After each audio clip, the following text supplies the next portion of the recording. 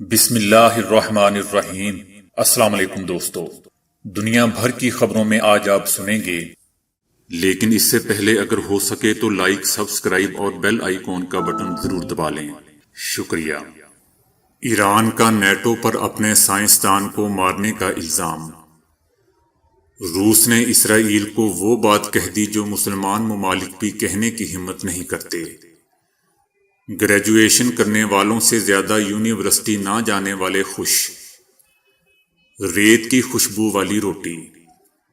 France میں مسلمان بچوں کو دینی تعلیم دینے پر پابندی عائد۔ ہم تمہارا موسم تبدیل کر دیں گے، چین کی بھارت کو دھمکی۔ وزیر اعظم عمران خان کی اپوزیشن سے جلسے کچھ ماہ کے لیے ملتوی کرنے کی اپیل۔ عمران خان ہاتھ جوڑ کر پی ڈی ایم سے این آر او مانگ رہے ہیں، مریم نواز۔ لاہور میں پی ڈی ایم جلسے کے لیے پنجاب حکومت نے بھی حکمت عملی بنا لی۔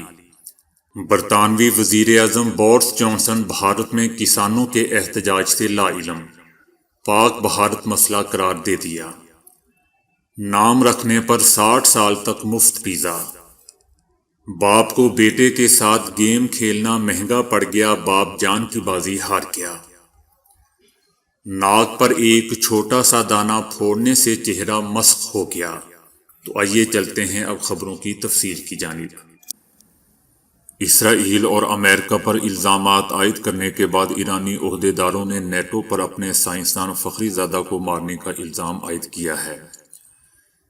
ایران نے کہا ہے کہ فخری زادہ کو مارنے میں نیٹو کے ہتھیار استعمال کیے گئے ہیں۔ ایران نے کچھ ملزمان کو گرفتار کرنے کا بھی دعویٰ کیا ہے۔ ایران کا کہنا ہے کہ جدید ترین ٹیکنالوجیز، نیٹو کے سائلنسر اور سمارٹ ڈیوائسز کے استعمال سے آخر دشمن ہمارے سائنسدان کو سیٹلائٹ سے نشانہ بنانے میں کامیاب رہے۔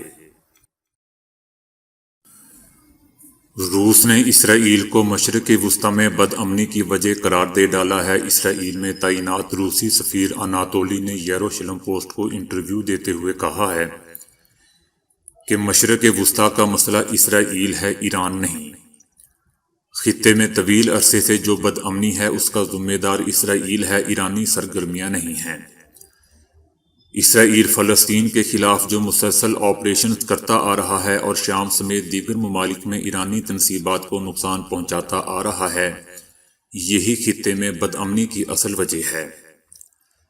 اسرائیل کو کسی بھی دوسرے ملک پر کسی طرح کا کوئی حملہ نہیں کرنا چاہیے، خواہ وہ شام ہو یا کوئی اور ملک۔ روس اسرائیل کے کسی ایسی کارروائی کی حمایت نہیں کرتا۔ سائنسدانوں نے ایک تحقیقاتی سروے کے رزلٹ میں ایسا انکشاف کر دیا ہے کہ سن کر یقین کرنا مشکل ہو جائے۔ سائنسدانوں نے بتایا ہے کہ جن لوگوں نے گریجویشن کر رکھی ہوتی ہے وہ یونیورسٹی نہ جانے والوں کی نسبت زندگی میں کم خوش رہتے ہیں۔ گویا گریجویشن کی نسبت یہ ڈگری حاصل نہ کرنے والے زیادہ خوش رہتے ہیں۔ ہائر ایجوکیشن ایجنسی کے ماہرین کی طرف سے کیے گئے ایک تحقیقاتی سروے کے رزلٹ میں 2,15,000 مرد و خواتین سے سوالات پوچھے گئے۔ ان میں گریجویٹس میں سے 40% لوگوں نے اعتراف کیا کہ وہ زیادہ پریشانی کا شکار رہتے ہیں۔ نان گریجویٹس شرکا میں سے 70% نے اعتراف کیا کہ وہ خوش رہتے ہیں۔ صحرا کی سوغات کوکی، جسے دہکتے کوئلوں کی مدد سے بنایا جاتا ہے، چولستان کی ایک مرغوب غذا ہے۔ بھاری بھرکم لیکن غذائیت سے بھرپور کوکی، جسے دیکھتے ہی پیزے کا گمان ہونے لگتا ہے۔ خاص دکھنے والی اس روٹی کی تیاری بھی عام نہیں۔ لکڑیاں جلاؤ، آٹا گوندھ کر پیڑا بناؤ، پھر ریت پر دہکتے کوئلوں میں دباؤ اور بس پھر تھوڑا سا انتظار اور اس کے بعد ریت کی خوشبو والی کوکی یا روٹی تیار ہو جاتی ہے۔ چولستان کی یہ سوغات بھوک مٹانے کا بہترین ذریعہ ہے۔ دودھ کے ساتھ کھائیں، دیسی گھی اور شکر ڈال کر چوری بنائیں یا پھر سادہ ہی تناول فرمائیں۔ یقیناً یہ روٹی صحرائی باشندوں کے لیے کسی نعمت سے کم نہیں ہے۔ فرانسیسی صدر میکرون نے تعصب پسندی کا مظاہرہ کرتے ہوئے مسلم کمیونٹی پر ریپبلکن ویلیو کے نفاذ اور اس کے تحت مسلمان بچوں کے لیے خصوصی طور پر شناختی نمبر الاٹ کر دیے ہیں۔ فرانس حکومت نے متنازع مسلمان دشمن بل منظور کر لیا ہے، جس کے تحت مسلمان بچوں کو شناختی نمبر دیے جائیں گے، جبکہ فرانسیسی حکومت مساجد میں سرکاری منظوری سے خود امام لگائے گی اور جسے چاہے ہٹا بھی دے گی۔ اسی طرح مسلمان بچوں کی دینی تعلیم پر بھی پابندی ہوگی۔ بل میں مزید بتایا گیا ہے کہ فرانس میں مسلمانوں کے معاملات پر ہر بیرونی مداخلت اور سیاسی اسلام کا راستہ روکا جائے گا۔ انہیں صرف وہی تعلیم دی جائے گی جو ریاست مسلط کرے گی، جبکہ مسلمان بچے گھر پر بھی دینی تعلیم حاصل کرنے سے محروم رہیں گے۔ بل کے مطابق اگر مسلمان بچوں کے والدین بچوں کو اسکول نہیں بھیجیں گے تو انہیں جبری طور پر قید کیا جائے گا، جبکہ ساتھ ہی بھاری جرمانوں کا بھی سامنا کرنا پڑے گا۔ بل میں مزید کہا گیا ہے کہ دینی معاملات میں فرانسیسی حکام سے الجھنے پر سخت سزائیں سنائی دی جائیں گی۔ اسی طرح ملک میں اسلامی لباس اور پردے کی اجازت بھی نہیں ہوگی۔ دوستو، یاد رہے کہ میکرون نے فرانسیسی کونسل آف مسلم فیتھ کو مذکورہ چارٹر کو قبول کرنے کے لیے 15 دن کی ڈیڈ لائن دی تھی، جس پر ترکی اور پاکستان سمیت کئی مسلمان ممالک نے شدید رد عمل کا اظہار کیا تھا۔ فرانس میں مجموعی طور پر مسلمانوں کی 76 مساجد ہیں، جس میں سے 16 پیرس جبکہ 60 ملک کے دیگر علاقوں میں واقع ہیں۔ یاد رہے کہ اس وقت پورے یورپ میں سب سے زیادہ مسلمان فرانس میں آباد ہیں اور کیتھولک عیسائیت کے بعد اسلام ملک کا سب سے بڑا مذہب ہے۔ فرانس میں اسلاموفوبیا کے واقعات میں اضافہ ہوا ہے، جبکہ فرانسیسی صدر میکرون کے بیانات اور کام جلدی پر تیل کا کام کر رہے ہیں۔ دنیا بھر میں لڑائیوں کا طریقہ کار تبدیل ہو رہا ہے اور اب لڑائیاں غیر روایتی طریقوں سے لڑی جا رہی ہیں۔ طاقتور ممالک دوسرے ممالک میں بیماریاں پھیلا کر عوام کو مار رہے ہیں، تو کچھ ممالک موسم پر کنٹرول کر کے دوسرے ممالک کو ختم کرنے کے درپے ہیں۔ موسمیاتی تبدیلیوں کے ذریعے لڑائی لڑنے کا طریقہ کار نیا نہیں ہے۔ اس کی تاریخ 1945 کی دوسری عالمی لڑائی سے ملتی ہے۔ چائنا نے اب موسم کو تبدیل کرنے کی صلاحیت حاصل کر لی ہے۔ بتایا جا رہا ہے کہ چائنا بھارت کے رقبے سے 1.5 گنا زیادہ رقبے تک موسم کو تبدیل کرنے والے سسٹم کو لانچ کرنے جا رہا ہے۔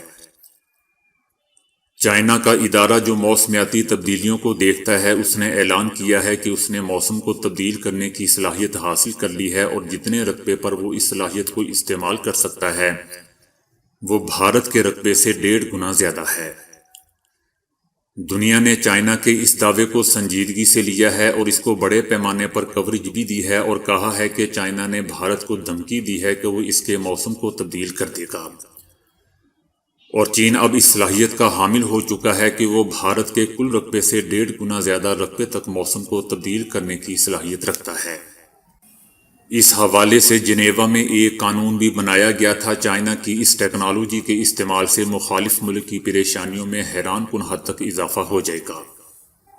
دوسری عالمی لڑائی کے دوران برطانیہ کے طیارے جب اڑتے تھے اور لینڈ کرتے تھے تو اس میں رن وے پر دھند کی وجہ سے کافی مسئلہ ہوتا تھا۔ اس کے بعد برطانیہ نے ایک مصنوعی سسٹم تیار کیا جس نے اسے موسمیاتی تبدیلی کے اعتبار سے دشمن پر برتری دلا دی۔ اس کے بعد اصل کام مصنوعی بارش کا تھا جو آج تک استعمال ہو رہا ہے۔ چائنا نے اس طریقہ کار میں جدت لاتے ہوئے 2008 میں اسے اس طریقے سے استعمال کیا کہ دنیا حیران رہ گئی۔ امریکہ نے بھی اس پر کام کیا اور اسے سٹارم فلائی آپریشن کا نام دیا۔ امریکہ نے اپنے جہازوں میں ایسی تبدیلیاں کی جس کے بعد وہ اس پوزیشن میں آ گئے کہ اسے ایک طوفان تخلیق کر سکیں۔ امریکہ نے ویتنام کے علاقوں میں اس حد تک بارشیں کروائیں کہ ویتنام کے ان علاقوں میں مون سون کے دورانیے میں 45 دن کا اضافہ ہو گیا۔ اس خبر کو نیو یارک ٹائمز نے بریک کیا، جس کے بعد لوگوں میں اس حوالے سے شعور بیدار ہونا شروع ہوا۔ وزیر اعظم عمران خان کا کہنا ہے کہ جلسوں سے مجھے کوئی فرق نہیں پڑے گا، لیکن اس سے لوگوں کی جانوں کو خطرہ ہے۔ وزیر اعظم عمران خان نے قوم سے اپیل کی ہے کہ وہ احتیاط کریں اور کورونا SOPs پر عمل درآمد کریں۔ کورونا کیسز میں اضافے سے ہمارے ہسپتالوں ہیلتھ ورکرز پر پریشر پڑے گا۔ وزیر اعظم عمران خان نے کہا کہ اپوزیشن کے جلسوں سے مجھ پر کوئی پریشر نہیں پڑے گا، وہ صرف لوگوں کی جانوں کو خطرے میں ڈال رہے ہیں۔ اپوزیشن سے اپیل کرتا ہوں کہ 2-3 ماہ بعد جلسے کر لیں کیونکہ جلسوں میں کورونا پھیلنے کا خدشہ سب سے زیادہ ہوتا ہے۔ ملتان میں پی ڈی ایم جلسے کے بعد کورونا وارڈ کے 64% بیڈ بھر چکے ہیں۔ زیادہ سردی میں کورونا کیسز پھیلنے کا خدشہ بھی زیادہ ہوتا ہے۔